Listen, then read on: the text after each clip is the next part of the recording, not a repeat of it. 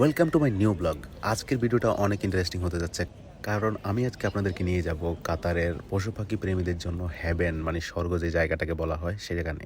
আর সেটা হচ্ছে সোকাকেপে অবস্থিত পেট মার্কেট, যেখানে অনেক অনেক ধরনের পশু পাখি পাওয়া যায় যেগুলা লালন পালন করে মানুষ।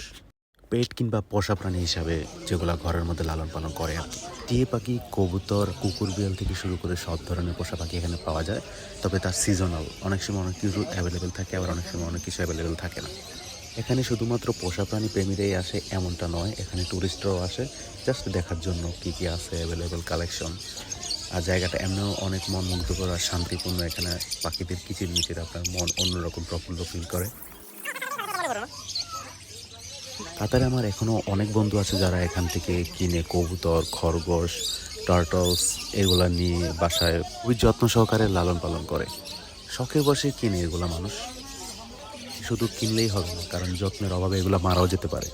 তাই আপনার যদি আগের কোনো এক্সপিরিয়েন্স না থাকে তাহলে কেনার সময় অবশ্যই এখানে দোকানদার যারা রয়েছেন, বেশিরভাগই বাংলাদেশ, ভারত এবং নেপালের মানুষ এখানে সেল যারা করে আর কি, দোকানের পর্যবেক্ষণ করে বা পরিচালনার দায়িত্বে আছেন, তাদের কাছে আপনি পরামর্শ নিতে পারেন বা কীভাবে খাওয়াবে, কীভাবে রাখবে, কোথায় রাখবে, কী করবে কী করবে না, এগুলো জেনে নিতে পারেন।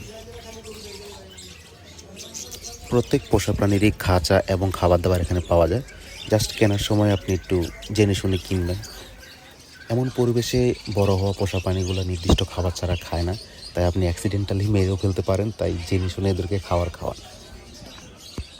একটা খোলা প্যারটের দিকে আমার নজর গেলে, যেটাকে ওরা দোকানদার খুলে রেখে দিয়েছে, আমার মনে হয় এটা অলরেডি পোষা হয়ে গেছে। এটা অন্যরকম আমাকে মুভমেন্ট দিচ্ছিল, আমি ডান দিকে গেলে বাম দিকে তাকাচ্ছিল, বাম দিকে গেলে ডান দিকে তাকাচ্ছিল। এই আর কি, অনেক মজাদার এক্সপিরিয়েন্স ছিল এটার সাথে। আমি পুরোটা ঘোরাঘুরি করিনি, কারণ আরও অনেক কিছু দেখানোর বাকি ছিল ওখানে। ফিশও ছিল, টার্টলসগুলো দেখানো হয়নি, অন্য একদিন কভার করার চেষ্টা করব। আরেকদিন পুরো সময় নিয়ে আমি পুরো এরিয়াটা দেখানোর চেষ্টা করব, কারণ অনেক অনেক কিছু আমি বাদ রেখে দিয়েছি যেগুলো আরেকটা ভিডিওতে দেখানো যেতে পারে। Really didn't have much time to show the full place. সম্পূর্ণ ভিডিওটা দেখার জন্য অনেক অনেক ধন্যবাদ। ভালো লাগলে লাইক কমেন্ট করবেন, আর আমার ইউটিউব চ্যানেলটা তো একটা ঢু মেরে আসবেন, আর ওখানেও সাবস্ক্রাইব করে আসবেন। ধন্যবাদ। বলে দেখা হচ্ছে নতুন কোনো টপিকে নতুন ভিডিওতে।